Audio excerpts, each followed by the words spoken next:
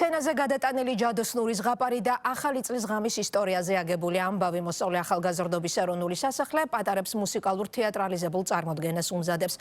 საღამოში მონაწილეობას მიიღებენ პირველი არხის პროექტ რანინას მონაწილეებიც. მოსწავლე ახალგაზრდობის სასახლეში 4 ჯადოსნური საღამოა დაგეგმილი. საახალწლო წარმოდგენები 4, 5, 6 და 9 იანვარს გაიმართება.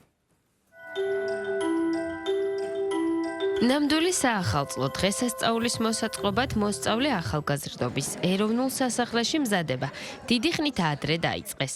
ჯადოსნური ზღაპარი, რომლის მთავარი იდეაც ბოროტზე კეთილის გამარჯვება, სიუჟეტის მიხედვით ახალი წლის ღამეს ხდება და მოქმედების ადგილი ტყეა. ცხადია მასში მცხოვრები გმირებით, სადაც ბოროტი პერსონაჟების როლი მგელმა და ტურამ, კეთილი პერსონაჟების კი წითელ ქუდამ და ფერია მოირგეს.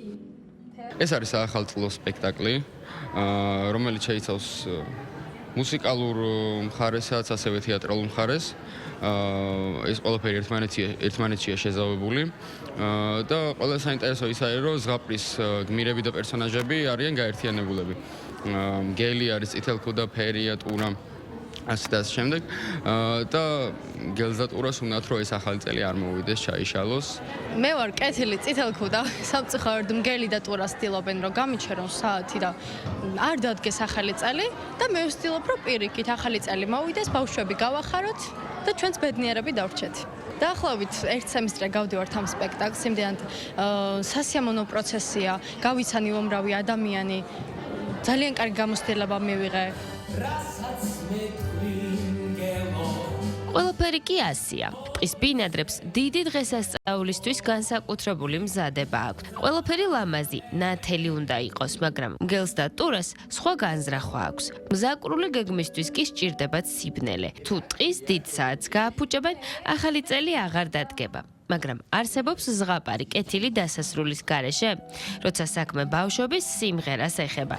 ბნელი ღამეს კი ვარსკვლავებით იფინება. ეს ამბავი სწორედ იმაზეა, თუ რა ძალა აქვს ერთობას და სიყვარულს.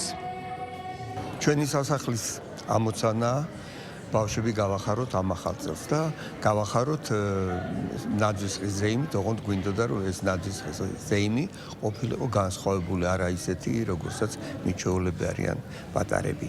და ამიტომ ახლა შინაარსს არ მოვყვები, მაგრამ პატარა რაღაც სპექტაკლი და ამბავი მოვიფიქრეთ.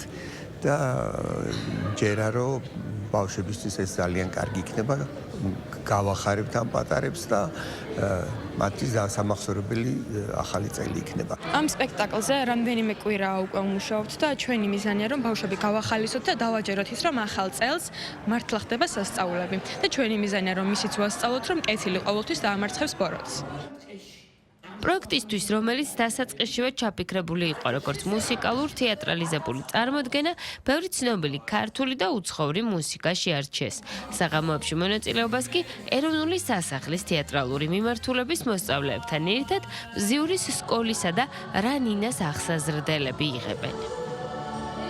საკონცერტო პროგრამა, რომელიც ტყეში ტარდება, ასე ვთქვათ, ხომ, ეს იქნება ყველასათვის საყვარელი სიმღერები, საახალწლო სიმღერები, თუმცა ერთ-ორს ვიტყოდი, რომ შეიძლება დავარქვათ პრემიერა, რაც შეეხება თეატრალიზირებულ წარმოდგენას, აი იმ ნაწილს, იქ შევიტანეთ ძალიან საინტერესო ნაცნობი თემები, რომელზეც შემდეგ დაიწერა ქართული ტექსტი შექმნა საბავშვო პოეტმა და მწერალმა ლელა ცუცქირიძემ და ანუ დავამზადეთ, ასე ვთქვათ, ახალი ნაწარმოებები ჩვენი სტუმრებისთვის. მიხარია რომ ამ სპექტაკლში და ამ კონცერტში ვიღებ მონაწილეობას. არა მარტო მე, არამედ ჩემი სეზონის რანინელებიც იღებენ მონაწილეობას და მიხარია რომ კიდევ ერთხელ ვასიამოვნებ მაყურებელს ჩემი სიმღერით და მათი შესრულებით. საახალწლო ღონისძიებებს მოსწავლე ახალგაზრდობის ეროვნული სასახლე 4, 5, 6 და 9 იანვარს უმასპინძლებს.